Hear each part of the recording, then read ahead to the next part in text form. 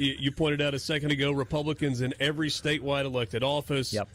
Super majorities in the House and in the Senate, and yet unable to reach consensus on what tax reform should look like in the state of Mississippi. There is the camp that wants the elimination of the state income tax. That tends to fall more in the governor's office and the House side of things. The lieutenant governor's like, no. We don't need to eliminate it. We need to do this in stages. Yep. We need to go baby steps and do some other things along the way.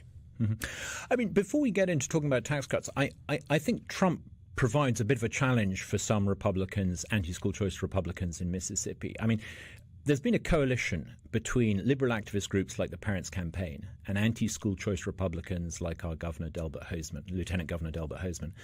And this coalition between liberal activists and anti-school choice Republicans like Delbert Hosemann has meant no progress on school choice. They've managed to block school choice. Right. Now that we have a president who is adamantly in favor of school choice, who's saying we need a federal tax credit, I think it provides a real challenge for those anti-school choice Republicans in our state like Delbert Hosemann. They're on a collision course with Donald Trump, and I'm not sure that they're going to come out of it well if they insist on frustrating parent power. So I think that's probably one of the really interesting things to look at. Then on tax cuts. Well, hold that thought there, because we need to peel that back a little bit more, because it's such an interesting debate. It's a fascinating debate, because you have, certainly in Mississippi, not all school districts are created equally, right? I mean, we can look at the rankings, and you have high-performing districts that on one end of the spectrum. You've got a few high-performing, really failing districts on the other end. You've got a few high-performing districts, but let's not talk about that nonsense of the Mississippi Miracle. What's really interesting is when Trump was talking about this 3 days ago, he didn't pretend there was an education miracle in America. He was honest. He said America spends more money per student than any other country on the planet and has got some of the worst results.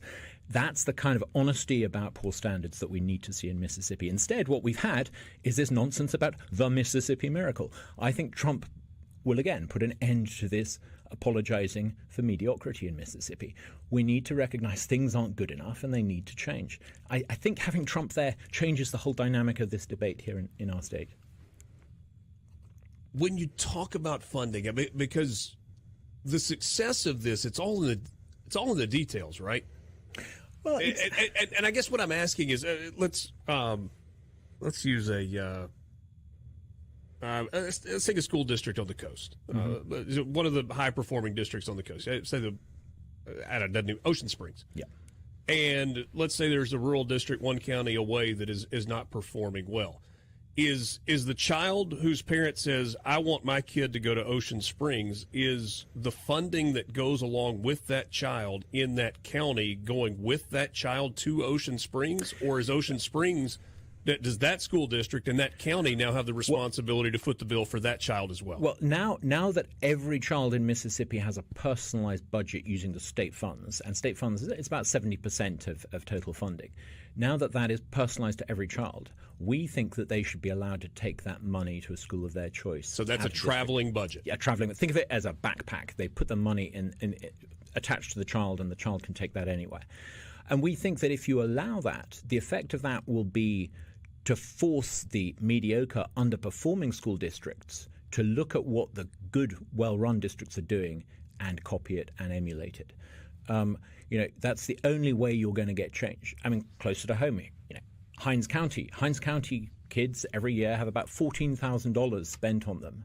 We think that between $8,000 and $9,000 of that, which is the personal state budget portion, should be allowed to travel with the child to a school of their choice. If you did that, it would be transformative, not on standards of education outside of Hinds County. It would transform education within Hinds County. But again, using those numbers, so if it's not, let's say it's 9,000 that's traveling with, and 14,000 is the cost. Yep. What about the other $5,000? Is that now incumbent on the district to come up with that on their own? 14,000 is not really the cost. I mean, if you look at it this way, if you run a school, your costs are largely fixed and inflexible. Having an extra $9,000 rather than $14,000, you can, most of that is margin. So you're not having portability of the full amount, but for some school boards, we certainly think that school boards and school districts should be able to define capacity. We're not going to force them to take children that they're not willing to take. And if they don't have room for them and they can't afford them, great. But we think for most kids, for most school board districts, if they were allowed to define capacity, many of them would see bringing the extra revenue as a bonus, because the costs that they have are relatively fixed. Let's go back to tax cuts. We got 3 minutes left. Mm-hmm. Go give me your overview on this fight that we are going to see in the legislature this year. We need, I think, tax cuts to be competitive, but I think it needs to be done responsibly. Income tax currently brings in about $2 billion a year. The surplus is less than $1 billion. So clearly you can't scrap income tax in one go. Otherwise, if you did that, you would end up with a problem. So we need to bring in a series of triggers that if the surplus is above a certain amount, you reduce the income tax by a certain amount. Other tax cuts are great, fine, but the big one is income tax. Grocery tax is great, but that's a little bit of a distraction strategy from people who don't really want to cut the income tax. If you want to cut the income tax, you've got to bring in a series of well-thought-through triggers. Ultimately, if you want to reduce the tax burden, you've got to cut spending. And the bureaucracy in D.C. is too big. It's also too big in Mississippi. We could reboot and rewire the system of government in Mississippi and reduce the size of the state system, reduce a lot of those boards and commissions that clutter up downtown Jackson. If we had less government spending in Mississippi, we could afford to eliminate the income tax entirely. But it's got to happen incrementally, regardless. Yeah, absolutely. You can't do this in a sort of bold, dramatic gesture and end up like Kansas. But yeah. Well, Douglas, the thing that's so interesting to me, I recently at Hobnob, I got to visit with both the speaker and the lieutenant governor in the same day, and I'm not sure that their plans are as far apart as some have suggested. Yeah, I think so. I mean, I think if you listen to Tate Reeves, who's been a real champion on this, and Speaker Jason White, who's the real champion on this, I think they're talking about incrementally getting to zero and elimination. And I think on the other side, those who are a little bit more cautious, I think they can find common ground. All right, Douglas Carswell from the Mississippi Center on Public Policy. Would love to have you back. Certainly have enjoyed the back and forth. And this school choice topic, I don't think this is one that's going away, and I think it's one that it's going to be in the details if it's going to happen. It's certainly not. We're now surrounded by school choice states. We've got a school choice president. It's going to be tough for anti-school choice Republicans in our state.